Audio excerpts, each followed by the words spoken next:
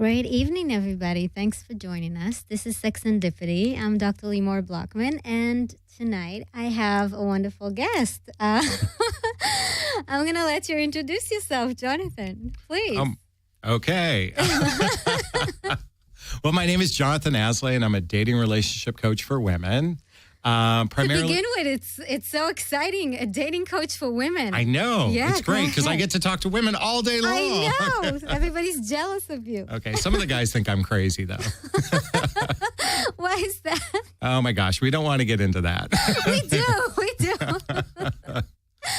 So tell me, I'm going to, of course, ask you about your business and what you do. But tell me, I want to start with like an interesting scenario. Just pick something out of your head that you find and, you like that kind of story that you like to tell. Oh, my gosh. About your experience. Now you're catching me off guard. Well, what I think is an interesting story is even kind of how I got involved with doing this. Yes. And that is, after turning 40 and going through a divorce, I found myself going, I'd like to have a relationship. And I started online dating. And I was in for a new world, because there was no online dating when I got married. So, and it was great. I'm communicating with women, getting dates, meeting them for coffee, going on, meeting them for drinks and such like that, which was fun. Yeah. And I found myself kind of addicted to the process. To just meeting new women. Yeah. It was great. At first I was a serial dater. I was like the king of going out on the first or second date and never going anywhere. Yeah. The happily ever after is less important. Yeah. I started off going, I'm going to hit a home run on the first date. And I can still remember that date because she's a fantastic gal. We're still communicate every once in a while through Facebook. Yeah. But what happened was there were a lot of good things, but a couple things missing. Yeah. So I started on this kind of like looking for the next best thing. Yeah. And then online dating became this candy store kind of environment. And I'm communicating with women and I'm text messaging and instant messaging. But what was happening was during all these conversations, I'm developing friendships. Because it wasn't about meeting for dates. We're just sharing our stories, talking about dating, talking about our past relationships. And then all of a sudden, they'd reach out and ask, hey, Jonathan, I've got this date with this guy. Will you go online and check out his profile and tell me what you think? Really? So this is where it gets interesting. You asked for an interesting story. Yeah. So I'd go check out their profile. And I'd say, well, I noticed like this, and this about the guy. Pinpointing. Yeah, I go, just kind of off the cuff. And they go, you know what, Jonathan, I've been talking to this guy for a week. He's nothing like you describe. So I said, go on the date and tell me what happens. Wait and see. Yeah, wait and see. Go on the date. So sure enough, they go on the date. Yeah. The date would end. The car door would close. The text message in bold letters, Jonathan, can you talk? You were right. And then it was like, I get on the phone, they go, you were right. Okay. It was exactly the way you described. Oh, and my God. You know what? This wasn't happening once. This was happening over and over and over again. Wow. And I realized, how like the FBI have profilers for serial killers? Yes. Okay, I could spot the serial daters, the serial monogamists, the nice guys, the players, and the guy looking for you. Okay. And that's how I literally kind of morphed into what I'm doing now. Because before that, I was an insurance broker for 20 years. Did pretty well, but I was miserable. I wasn't happy. You're in the wrong business. I was in the wrong business. I put together a website. I wrote a couple ebooks about online dating. Yes. And all of a sudden, my life changed in ways I couldn't even begin to imagine because now I'm following my passion. Yeah. And I really enjoy helping women. It's not just about understanding men, which my website's Understand Men Now. Yes. It's really about helping them transform from being attracted to Mr. Wrong and really helping them find their Mr. Right. And I do it by helping them first kind of clear the past. Because oftentimes we're holding on to some baggage, some issue in the past. Oh, it happens a lot. So we work on clearing the past first. Then we become crystal clear on what we want. Yes. And I swear, women so think, I know exactly the type of guy I want. So I do a little exercise with them, have them write out their ideal relationship, and then I show them where they're kind of could tweak that. Okay. And then once that happens, they have absolute clarity on the type of relationship they want. Okay. And when you have clarity, don't you have more confidence? Yeah, of course. Because ultimately, the women that come to me, or the women that don't come to me even, really, actually, there's a lot more of them, are lacking confidence. Okay. And they're the women that don't come to me believe that they have confidence, but they're really, mistaken. Yeah. Well, it's a false belief. Yeah. And so what happens is once you have confidence, don't you find the space coming from a space of knowing? Yeah, like of when course. you know, knowledge is power. yeah. So when you know what you want, you're really crystal clear, then you make better choices. So that's why you transform from Mr. Wrong to Mr. Right, because you're going to make better choices. Yes. And I guess that's the interesting story. It is. It's fascinating, and I'm sure you have plenty of those. But I'm curious, did it help you in terms of your relationship to find your Miss Right? You know, I am deliriously in love. We just finished. That is beautiful. You know, not finished, but we just. Oh my God! There you go. Just resume. No, we just celebrated. Okay, Excuse me, that's good. excuse me, my beloved. Yes. Celebrated 3 years of dating, and we actually hit a pivotal point where we kind of looked at each other and said, "Where's this going?"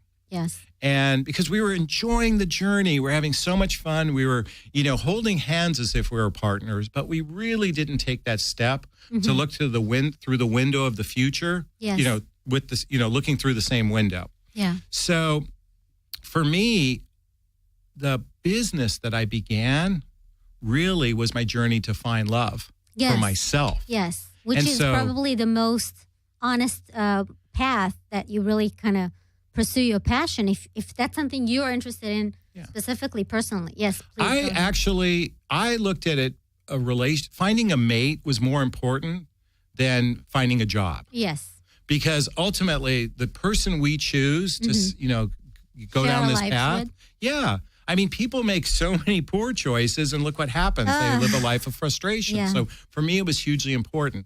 But along the way, I got to find my passion and my purpose. That is amazing. I started kind of on the path of finding love, which really was finding love within myself. Yes. Because that's the lesson I learned. Right. I learned in this relationship that it's not about getting the love.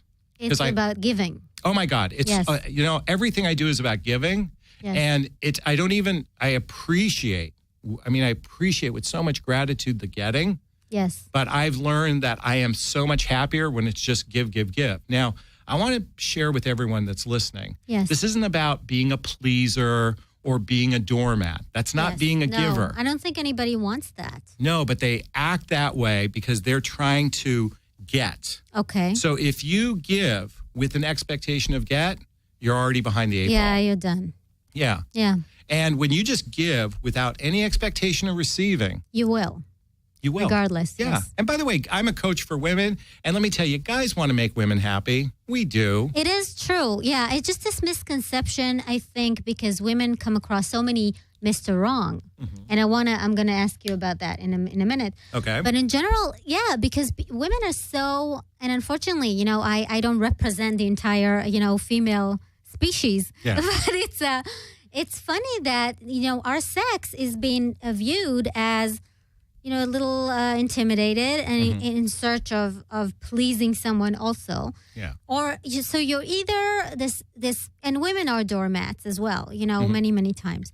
But so you either this or you're a bitch and you're in pursuit of something that you're never going to find, or you're too overly confident and, think that you deserve something more than you do. So I want to ask about that really, because you mentioned that women were making the wrong choices. And then after you kind of opened that window and exposed them to the right one, they started making the right choices because they were more confident and they saw things more clearly. So what is this, if you can really kind of pinpoint it, what is this specific change that needs to be, of course, it's a whole theory, I'm sure. Yeah. But what is the specific, maybe one or two changes that women need to do in order to even go, start the right direction? It's funny. As I was driving here today to do our call, our recording, I should say, duh. I was thinking about the show Sex and the City. Yes. And I had this thought about, the different characters. Right. And, if you remember the characters. I remember. Okay. So you had Samantha, who was basically a guy. Yeah, right? Yeah. You had Miranda, who was really the achieving woman. Yeah, the bitch. Well, I don't want to call her so much a bitch, but we'll call it achieving movement. Society, looks I mean, at it as she was confident, independent, doesn't take crap from anybody. So that's Miranda. Yeah. You had Charlotte, that was the dreamer. Pollyanna. Yeah, absolutely, Pollyanna. And then you had Carrie, which was the good girl, bad choices. Right. So, yeah, always chasing the wrong dream. Yeah, exactly. Yeah. So, it's interesting. If I poll women who they think they are, you know, they think that they're one, when they're really one of the other ones, or they're a combination of that. Or what they want to be, probably. Yeah. So what I do as a coach, and oftentimes, let's say they come to me as a Carrie, good girl, bad choices, is really shine a light on why are they making these choices. Okay. So, in fact, I even have a coaching program called Spotlight Coaching, which is designed to shine a light on what they most desire and also gain clarity when it comes to dating, mating, and relating. So when you look at your choices and then take personal ownership, personal responsibility for your actions. And it's not one of those, you're pointing the finger at men, because I hear that all the time. Which happens a lot. Oh my gosh. Women do that all the time. Yeah. So when you're pointing the finger at men, what's pointing back at you? 3 other fingers, right? So it's really an opportunity to reflect within yourself. Now, some of that might be significantly associated with your childhood and your upbringing. Right. And in that case, oftentimes I see patterns with what's called love attachment styles. Yes. And so when their attachment style is of an anxious behavior, they're very needy. So the minute they meet a guy, it's like you complete. Confidence. Yeah. And it's all about him. You're giving your power away. Right. It's about really taking ownership of that and observing how you react in relationship. Right. And then practicing that, giving yourself space to practice, not to go down that road. Okay. And honestly, this is hard to do when you're single and alone. It is very hard to do. It's about in relationship is when you can actually work through your childhood wounds. You can work through your love attachment styles in relationship because it's all about being present. And I think both men and women, they're either thinking about the past or they're focused on the future. But not living in the present. When you live in the present, you can be absolutely aware it's going on. And you can say, that's interesting that I reacted that way. Yeah. It is very true. But I find that this clarity that you're talking about is rare. From the women that I come across, unfortunately, there are women that are either, as I said, very confident and know what they're pursuing, not necessarily finding what they want, because obviously we see a lot of single people in search of, in quest of something.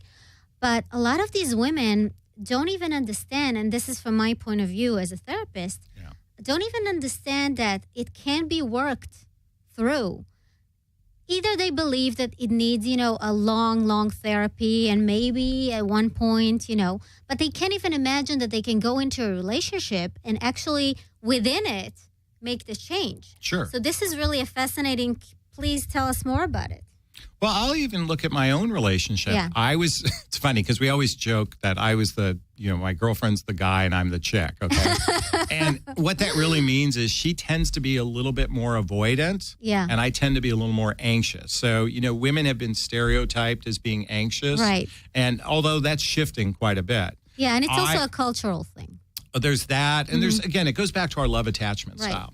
So I tended to be more of the anxious one. I was a little more needy. Yes. Okay. Now, the benefit for me was, look, I'm in relationship with a therapist, so she could even pick up on my cues, and we were able to process this in real time. Yeah. Okay. But what I've observed as our relationship grew, and I realized that for the most part, she isn't going anywhere. Right. Okay. You feel confident and calm. I became more confident. Yes. And then really once I had confidence within myself, I was able to be more confident and show up more as a man to her, which allowed her feminine side to come out. Right. The gender roles were getting So how would that balanced. work in reverse for women? It's really going, look, your guy isn't going anywhere. Right. Chances are men who are in relationship for about 6 months, they begin to do what I call nesting. Yes. Just like a bird nest. They It's nest. true. And they're not going anywhere. Now, he may not be as romantic as you wish he was in the beginning, because in the beginning phase, he's chasing. We're strung out on chemistry, The brain chemicals are running amok, testosterone and estrogen and oxytocin and dopamine. And we men are driven to have sex. And then 6 months, we're not as driven by those same chemicals, but it doesn't mean we're going anywhere. Yes. And so if you're in that space of, that anxious space, and you sent a text and he doesn't respond. Oh my God! Oh my God, it's over. Oh my God, it's over. Wait a Calls minute. to everybody. It's only been 3 minutes. Yes, Oh no, my if he God. doesn't respond in 20 seconds, Yeah. it's done. Right. That's a great opportunity to observe your own actions and say, Right. that's interesting. Yes. Because he's there. He hasn't gone anywhere. Well, I believe that, and I'm going to let you continue, but I just want to step in and say that I believe that if you are that anxious about him leaving, then it's probably not a healthy relationship to begin with. I mean... Well, not necessarily. Well, and I guess let's define healthy, because if you're there to work on your wounds, then it's absolutely a necessity. Right. Okay, so that relationship is there for you to learn and grow. Yeah. So, and let's face it, let's be real. People today probably are going to have not one relationship for the rest of their lives. Look, my parents have been married 60 plus years. Yeah, it's a different generation. Okay? Mine too. All right. So the average person has 8 to 20 relationships. Right. And I made up that number, so don't quote me, okay? All right. And I'm talking about relationships that go, 3 months to 3 years, okay? Yeah. So let's be real. The person you're with, you don't get hung up on the destination. Right. Okay? The journey is the journey is the main most thing. important thing. In fact, for most of my clients, I coach what I call relationship light. Yes. Okay? And that's about taking the pressure off of where the relationship is going. The wedding. Exactly. Focus on the here and now. Now, I'm all in favor, if you're going to be intimate, to have an agreement. Exclusivity. Exclusive sex. If that's okay? what you want. Yeah, I'm a believer of that. So Okay.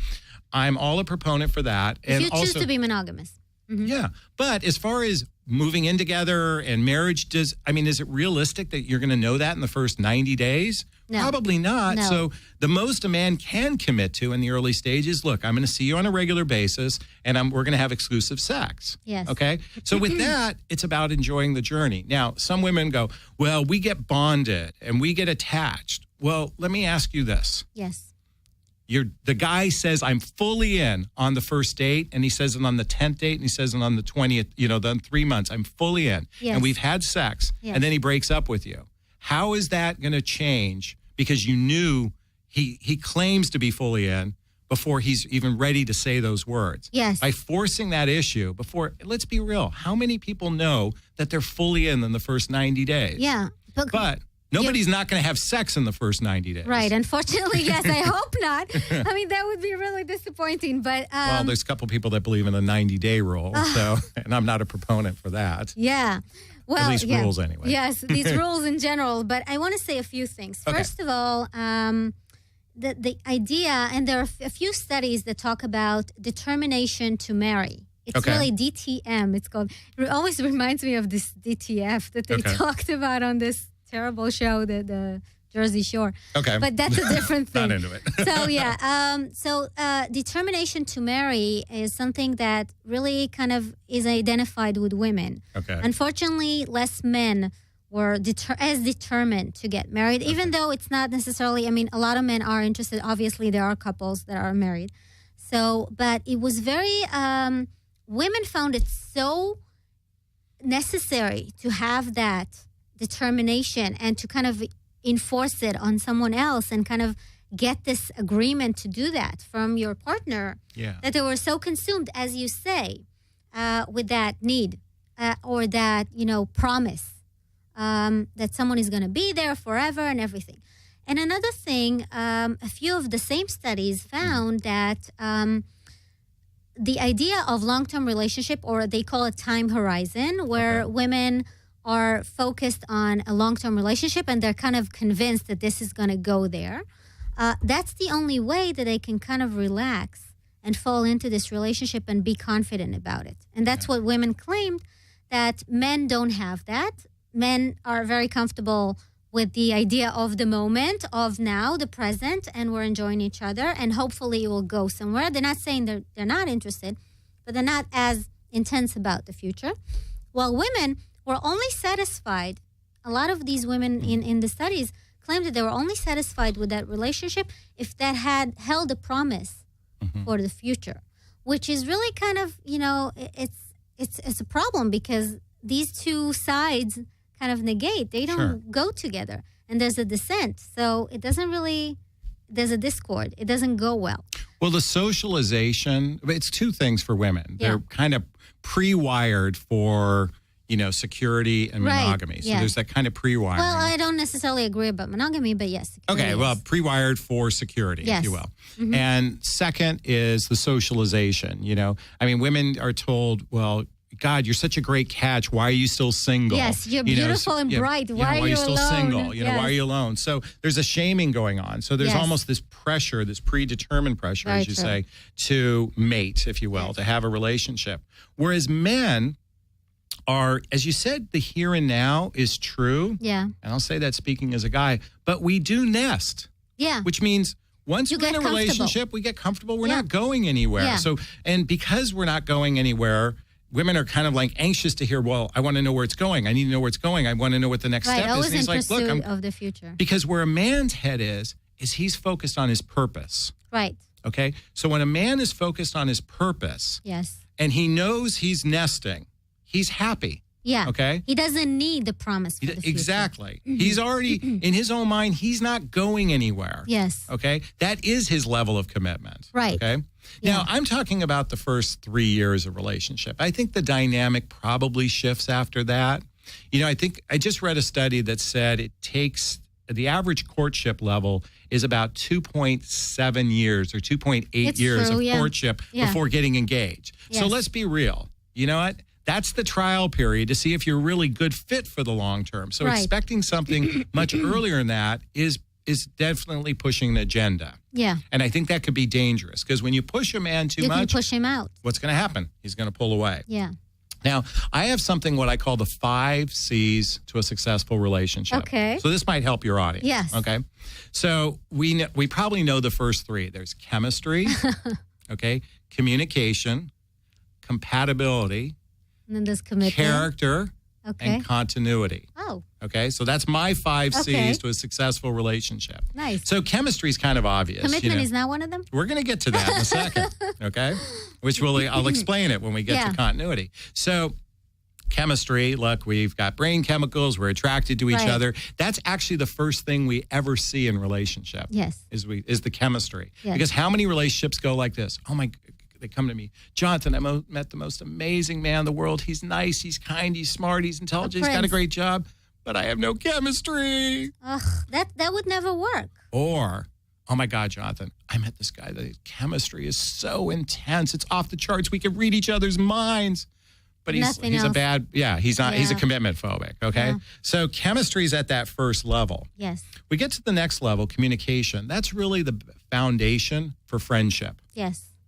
I've interviewed hundreds and hundreds of couples who have been in long-term happy relationships, and they all say the exact same thing. I go, what's the secret to your success? Yes. They say we're best friends. Nietzsche said that, and I'm just going to intervene, Sure. that the failure of marriage is not because of lack of love, but because of lack of friendship. Yeah. And it's very true. I agree. Keep going. So, communication is really about friendship. Yeah. Next, compatibility. That's mostly, it's not about being exactly the same. It's about blending lives. Right. Today, and again, my audience is women who are dating men over 40. So Okay. when we come to the table with our lives kind of complicated or, it just is. Yes. The challenge today is blending lives. And the TV show Brady Bunch made it look so simple. He had his 3 perfect kids. She had Oh her my 3 perfect kids. God. They were both widowers, so they didn't have exes to deal with. Right. And they It's could, so- the coast is clear. Yeah, they could blend lives so easy. And the reality is that doesn't work today. Yeah, especially So if you- compatibility is about the ability to blend lives. Yes. And when you make choices with people that you can't blend lives with. So you've now fall madly in love with a guy. You live in Los Angeles. He lives in Texas. He can't move. You can't move, but you're madly in love with each other. How are you going to blend lives? Yeah. So Long distance I'm using that. relationships are. Well, by the way, long distance could be, I live in the Los Angeles and she lives in the Valley. Yeah, well, yeah. In Or- our society, yeah, it could So be. in Los Angeles, an hour drive is it's actually too 3 hours of long. traffic. I know. So that's compatibility. Character is key here. Character is our value system. Do we share the same values in our critical areas? Yes. Okay. Do we share the same value on And it's health? important that it's critical, Yeah. So let me use an not the example. meager things. Well, values is where if you're not aligned in your values, Yes. what are you going to have? Friction. You're going to have power struggles. So let's say a value system for you is healthy living. Yes. Okay. And you're dating a chain smoker who likes to, eat unhealthy, or they like to do drugs and alcohol, and it goes against your value of healthy living and you're a vegan or whatnot. So I'm using that as an example. Or it might be your value system around charity, or it might be around justice. Or now, religion. That's a little bit different. But then again, it's your spiritual value, if you will. Does your political view fall into this, that category of yours? I think political view is more of your perception of the world as opposed to a value. Okay. So, and I think, there are successful couples where one's a Democrat and one's a Republican. So long as you have a forum to share your opinion and you're able to communicate as friends without, and you're not without argumentative judgment. or whenever something comes up. Yeah, but if you're constantly argumentative. Now, let me give you an example of value where my sweetheart and I differ. Yeah. To me, punctuality is hugely important. Oh, yeah. Okay, so I got here a half hour early. Yes. That's just the way I am, because I'd rather never show up late. Yeah, Now, my sweetheart, she's great. She's about 15 minutes late. Okay. Now, actually, that's so much better than the women I've dated that are an hour late. But to me, I said, okay, that's a value for me, punctuality. Yeah, I agree. That's important to me. But yet that's one I can bend. Okay. Right. So there are values where we do kind of bend within ourselves, and we've got to ask ourselves, is that going to be the deal breaker that breaks the relationship? Well, I believe it's also the magnitude of it. I mean, because you said she's 15 minutes late and not an hour and a half. So but an hour late was going to create power struggles, going to create frustration. Right. So it's more manageable because it is kind of short and not intense. Deal breakers is one of those things that, cause a lot of frustration. And so here's the deal. I consider honesty, integrity givens. Yes. Okay. You don't even have to mention an online dating profile. To me, it's like the first equation in geometry. It's a given. Right. After that, have clarity on what your values are. And if you don't know them, then here's the deal. Go Google the word, search for values, and there are 423 values, and learn the ones that are most important to you. Yes. That's character. Yes. Lastly, continuity. So this is what leads to commitment. Yeah. Okay. So these are my 5 C's. Yes. All right. So first one is emotional connection. Yes. So there's 5 fingers to the rung of continuity. And the first one's emotional connection. Yes. Next is economic agreement. Okay. When you think about it, most divorce filings, 50% of them are around money. Yes. Okay. Are the cause around money. Yes. So in the early stages of dating, if you're not in economic agreement on how you manage finances, how you might share finances, would you, is there an expectation that the guy always pays? All that kind of stuff. Yes. Yeah, if you're not in economic agreement, you're going to have frustration in your relationship. Definitely. Okay, the next one's really important for a long-term relationship, and that is social activities and hobbies. Okay. Okay. Now, I have observed with successful couples that they share social activities together outside of the home and hobbies. Now, I'm not saying they share every hobby, but I'll use my parents, for example. Yes. And they're kind of the basis for all my coaching. That's lovely. I like it. So they love to play backgammon. I mean, they probably play once or twice a day, if not, or a week, if you will.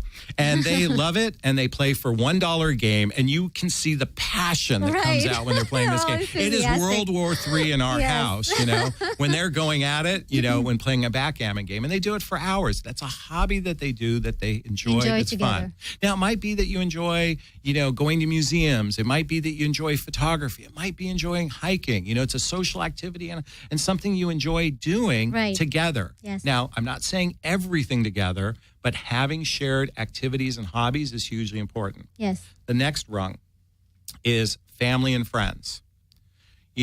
Relationships that are rooted for long term have connection with those roots of their family and friends. Definitely.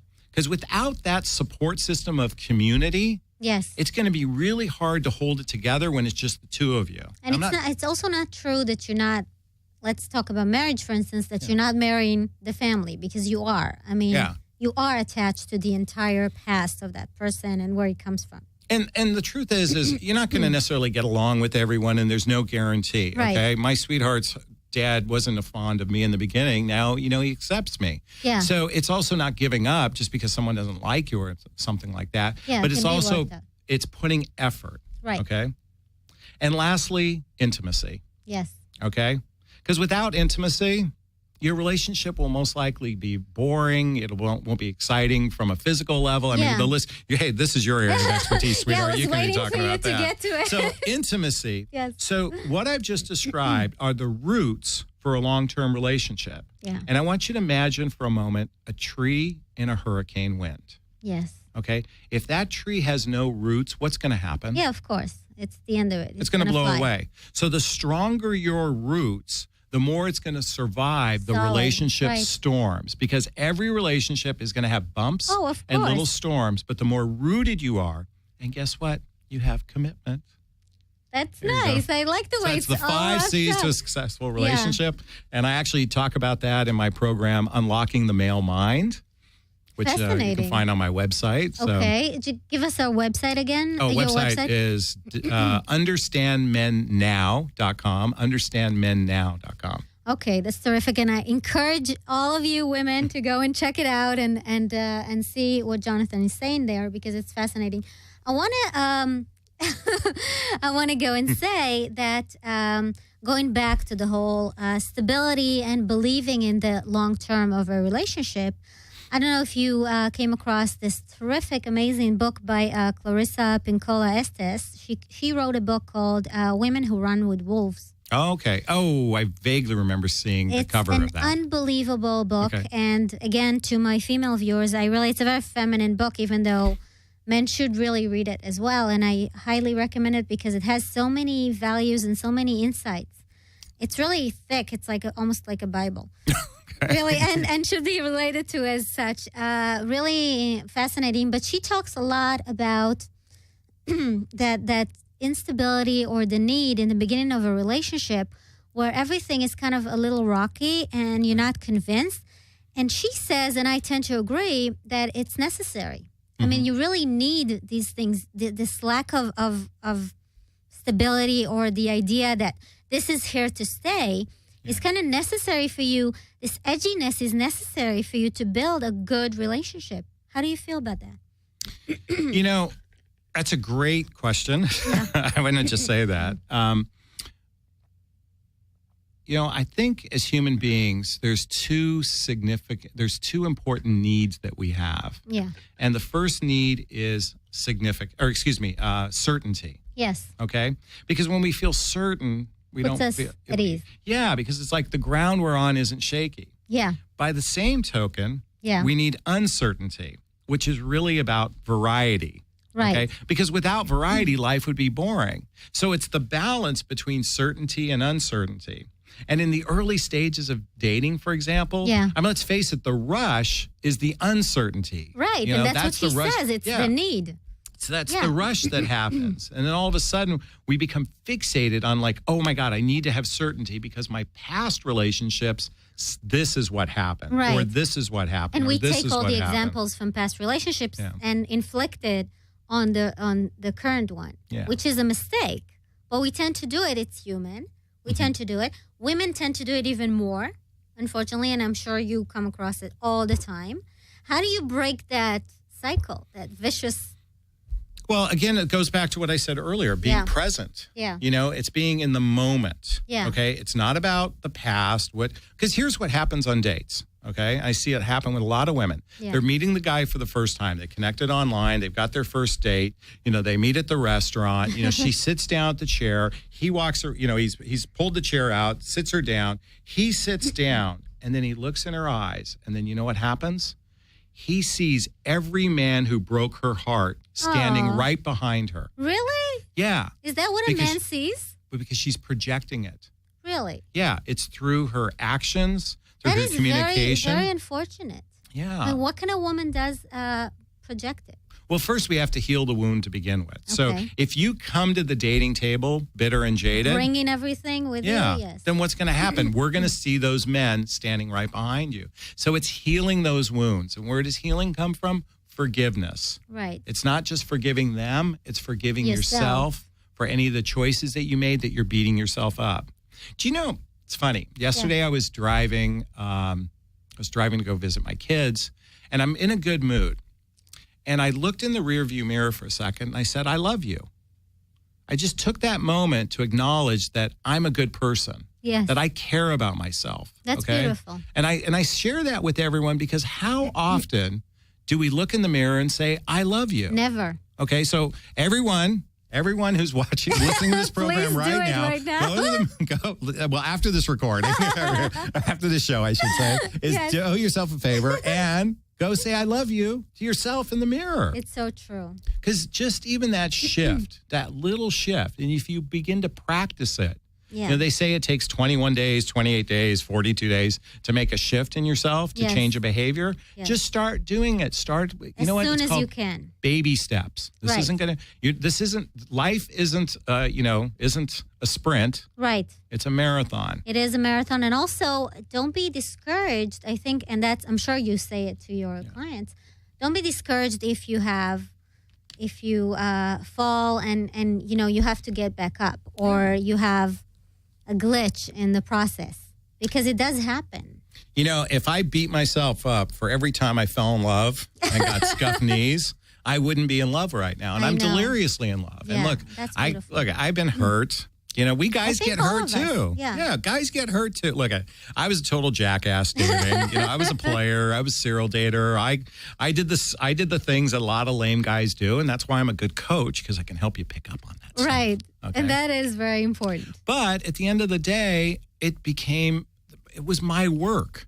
Yeah, that's what dating really became for me, was the experience to look at myself and how I respond to others. And the more I matured, the more I was able to show up as a man in relationship. Yeah, and as you said, also, the more you were comfortable with gender roles at one point, once you, in your relationship, got more comfortable and more at ease, it was more comfortable for you to be less anxious and for her to be less avoidant, as you put it. Well, you know what else happened? It's interesting. I went to, after I became more enmeshed in my relationship. Yes. When I went to go visit my guy friends who are still single and dating, and they're talking about banging chicks and all that kind of stuff, all of a sudden it just felt yucky to me. And gross. And you didn't find your place there. Yeah, because I learned to respect women. Yeah. And now, which is not a dirty word. No, in fact, that's what I want to encourage all the men, is that, I cherish my sweetheart. I absolutely cherish her, and I think she feels absolutely respected from it. The fact that you call her a sweetheart is, to begin with, very sweet. Well, I call her my beloved. So your beloved is nice. And what she does is she accepts me at my core. Okay. She accepts me in my shame. Those places that I don't even accept myself. Yeah. She is absolutely loving in those places. And when a man feels accepted, he surrenders. Yes. So, ladies, let me just say that one more time. Yeah. When a man feels accepted, he surrenders. Yes. And, if you're having doubts and you demonstrate that in a relationship, he's not going to show up confident. Right. He can't show up in his full masculine in the relationship. And I know for you ladies, you're dying to just be in your feminine. Yeah. Okay. You're dying to surrender to him. Right. But that happens in both two places: acceptance, and this is most key, is gratitude. Okay. And that's something that people don't take into consideration. No. In fact, I was just sharing with my sweetheart before I came here to the show. Yeah. We were talking about how important gratitude is, not just in relationship, but let's say you're in the middle of a fight. In general, yes. Okay, but I'm using a fight, for example. Yeah. So one day she was really pissed off at me, okay, which happens often because I'm a jackass at times. Okay? And so I wanted to address the issue. Yeah. And what I did was I looked her deep in her eyes. Now, she's defensive, okay? Right. She's defensive. She's got her guard up. And I looked her in her eyes and I started to express 5 places within our relationship that I'm absolutely grateful for. Yeah. And as I went from 1 to 2 to 3. You saw the softness Well, coming. here's what happened. She's like, is he manipulating me? Possibly. And we got to the 4th and 5th, and she still hadn't softened yet. And I said, I invite you to share anything you feel grateful for in our relationship. Yes. And the minute she started with 1, by the time she got to 5th, whatever she was pissed at me about kind of went away. But what it did was her drop her guard down. So her hands are now down by her side, and we could have a talk. Right. And I could let me just tell you what happened. I was a jackass. I take responsibility. I mean, I wasn't that bad, but it was not. But she took her guards down. So when you can practice gratitude in your relationship, Yeah. because I think the biggest mistake most people do in relationship, Take and it I for just granted. take people for granted. Yeah. I think it's probably the number one thing that happens that Yeah. causes people to cheat, Right. people to lie, people to go see, emotional sex elsewhere, all that kind of stuff, Right. because they're not grateful for what they have. Yes. And the best relationships I once heard is where the other person feels like they got the better end of the deal. And I'm going to talk about that theory. Okay. But So yeah. anyway, that's kind of my premises, acceptance and gratitude. And really, lastly, I should say compassion. Yeah, Because- compassion is a very very because when we important. have compassion for our partner, because they might be going through some struggles, they might go through we some all do. issues, and it's really just taking a space and going, you know what, it's okay. Yeah. It's okay. Yeah. I'm going to be here for you. Right. And I think it should be said. It's got to be Right? said. Because people assume that it's understood, but many times it's not. And especially, I think women are a little more verbal. It's also kind of generalizing, but in general, in this society, let's just say that in the Western society, women are taught to be more connected to their feelings, whatever, and be more verbal as to how they feel. And it happens, I don't know if you come across it many times, that women tell you that I don't hear from him what I want to hear. So what do you tell them? Like, how do you really direct them? So I want you to picture a woman going to a guy, I want you to do this. Okay? Forget it. Actually, she starts off like this. We need to talk. We need to talk. Okay, That's and then the she worst says, thing you can say. I want you to do this. And it's really about invitation Yeah. and inspiring him Right. to show up the way that you desire. Yeah. So when you invite him, he's more apt to be receptive. Right. And when you inspire him as well, he's going to naturally want to give more to the relationship. Right. So I think when you kind of have those if you're thinking along those lines of invitation, inspiration, that sort of thing, and you Not shift your demanding. mindset, it's eliminate.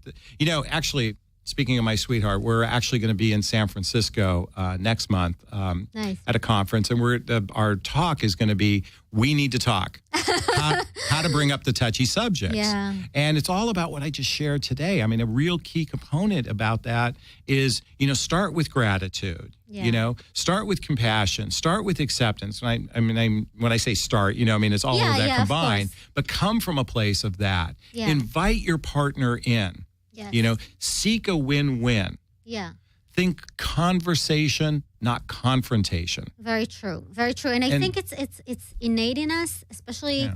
And I'll tell you a cute little story about Okay. how males and females communicate. And I think that even when we were, clean slates, completely before society got to us, before social, aspects of things, and before we were kind of inspired by other, inflicted by other things. Let's just take a girl and a boy in a kindergarten. The girl comes over, tells the boy, come to my tea party. Okay. Takes him by the hand, brings him over to a little table with teacups. They sit down. She tells him, I'll be the mommy, you'll be the daddy. Do you want cream? Do you want sugar? Do you want lemon? No, you're holding the cup wrong. Hold it like this. Bring me the cakes. The kid looks perplexed, completely confused. Yeah. He leans down, takes his little toy truck and hits her with it. Yeah. Why?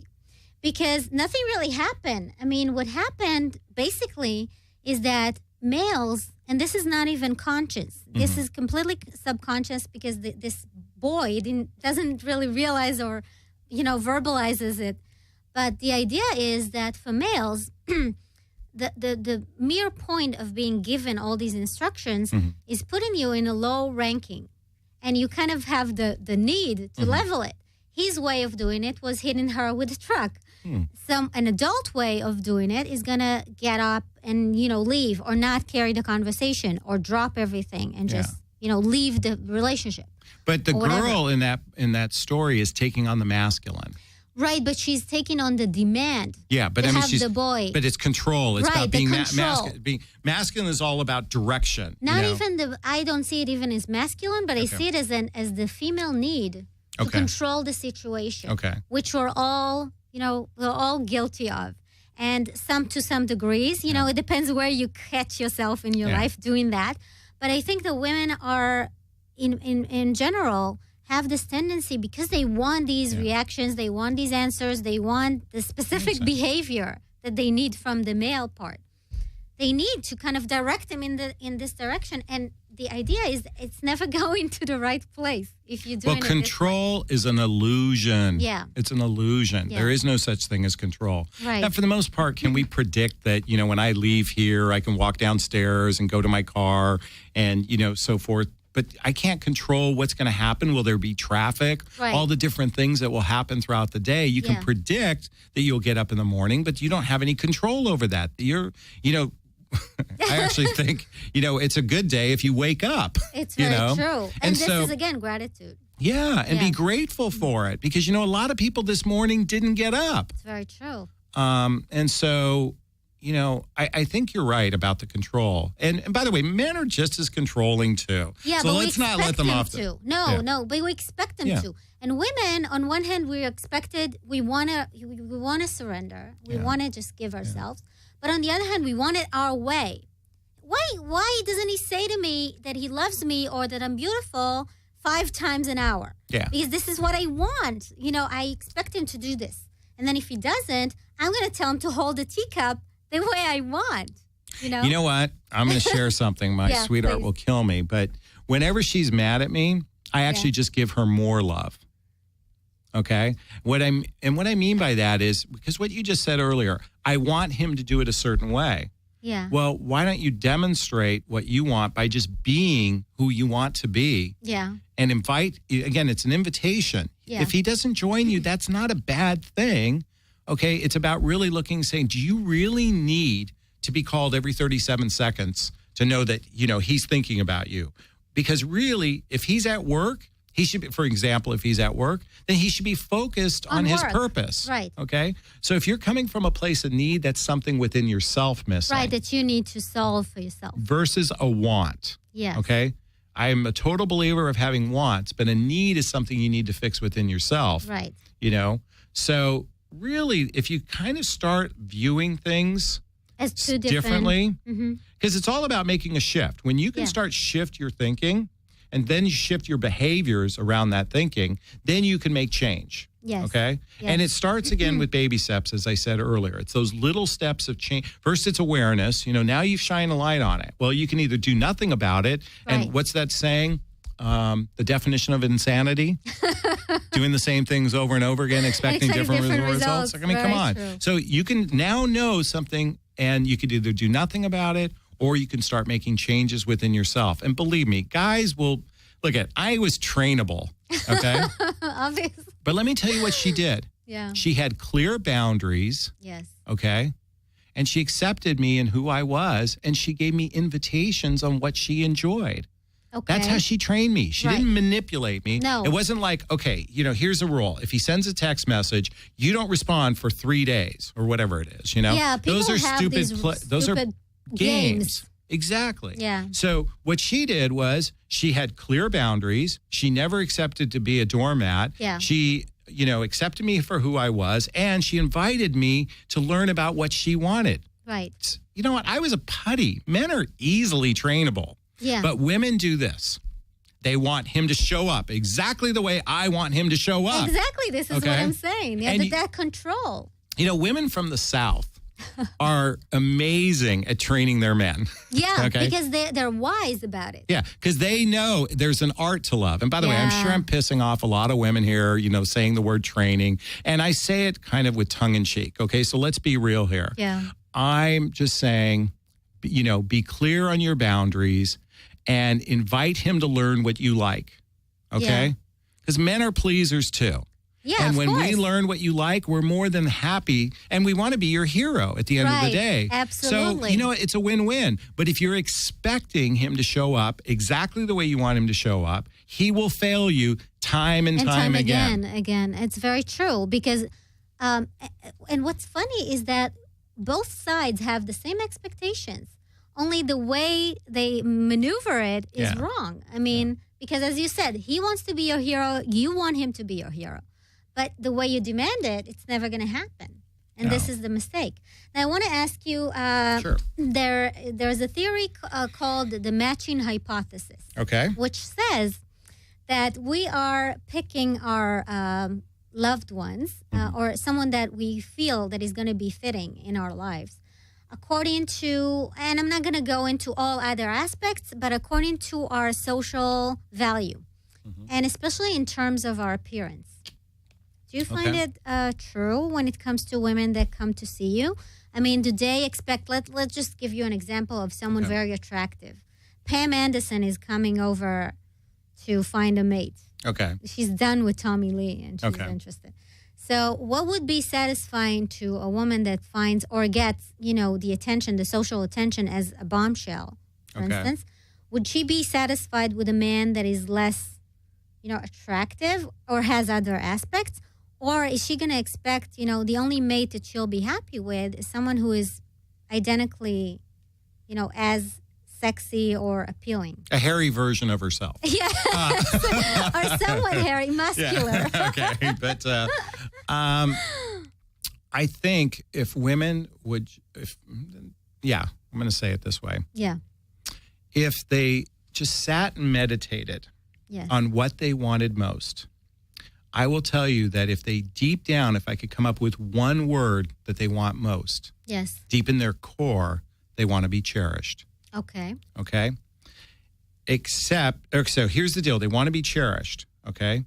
That's what's most important, I think, deep down for most women. But what happens is, well, I want him to look like Mr. Big from Sex and the City, or I want him to look like Tommy Lee or whatever. I want him to look a certain way but a guy could show up exactly like the way she wants, but treat her like crap. Right. Okay. Now, a guy who looks like George Costanza from Seinfeld could show up, absolutely cherish her, and she reject him. It's funny that you mentioned George because he has a bad personality as well as his bad. And here's the deal. I'm not saying that this is about settling for a guy that you're not attracted to. But ultimately, isn't it more important to be cherished than having your perfect ideal physical design? Right. Okay. Because a woman who could be financial, for example, let's take a woman who's financially successful. Yes. And she needs a guy who makes more money. Okay. Right. In fact, she needs a guy who needs more. She wants a guy who makes more money than her, that's smarter than her, that's better looking for her. Everything is better. And you know what the guys she dates would have to be dating down. Right. Because she wants to date up. He'd have to be dating down. Yeah, and he doesn't want someone as smart, as achieving, as making that much money. Well, it's not to men. Okay, men only want one thing. Okay? What is that? For the most part. Really, when it comes to women, do I feel good when I'm with her? Okay. I think it's a very mature way of thinking, what you're saying. Am I happy? Do I feel good about myself when I'm with her? Am I happy? When a guy feels good about himself and he's happy to be with her, that's the secret to keeping guys. Right. Okay. Yeah. I mean, besides food, fun, sex, and everything else. Besides, yeah, of course, meager things. So I call that the 4 keys of the kingdom. But ultimately, when a guy feels good about who he's with and he's attracted to her, he's not going anywhere. Right. But and by the way, men have their own hangups. Look there are guys who think, and by the way, I'm a Megan Fox fan, as opposed to Pam Anderson. Although I just saw Priscilla Presley at dinner the other night. Yes. And I mean, for a woman who's 68, she looked fantastic. Yes. I would have if I didn't have my girlfriend with me. Yes, well. I still wouldn't have. But anyway, but what I think is both men have their own, unrealistic expectations. Right. And what happens is when we set up extreme expectations and we call them we're not going to settle our standards. Right. I think that's an absolute block to love. Yeah. Date someone because they make you happy. Date someone because you enjoy their company and then enjoy the journey. In fact, I will tell you this. Yes. 68% of women that I've interviewed that are in happy relationships said I wasn't attracted to the guy on the first, second, or third date. Right. I was not attracted. And then I built it. It was kind of... They fell in love with who he was. Right, his personality. Yeah. I tend to agree. Yeah. But I'm saying that, and based on studies that, and we're going to wrap it up soon, and I want you to give your information again. But the studies allegedly say that if we pick someone who is like stepping down from us and is like a lower ranking of what we expect, or, the other way around, we're not going to be as satisfied. Which, you can take it and analyze it as you want and see what fits with you. I think it really is too generalized. But because you're probably not compassionate, you're not grateful, and you're not accepting. Right. So if you're not those three things, you're absolutely right. You will not be satisfied. It's very true. Okay. Follow those threes and you're covered. I absolutely agree. Give your information again so everybody can contact. Well, first off, I want to thank you so much. This was so fantastic. It was such a pleasure to have you. I wanted to share that. And we'll be happy to have you again. Okay. My website is understandmennow.com. And if you click on that, there's a bunch of free gifts that I'm giving away. So just click on the link and join my community. Better. Oh, my God. I'm so happy to have you. Thank you, Jonathan, for coming. Oh, thank you, sir. It was such a pleasure. And thank you, everybody, for listening. I'm Dr. Limor Blockman, and I'll see you next time. Bye. Can we take a picture? Yeah.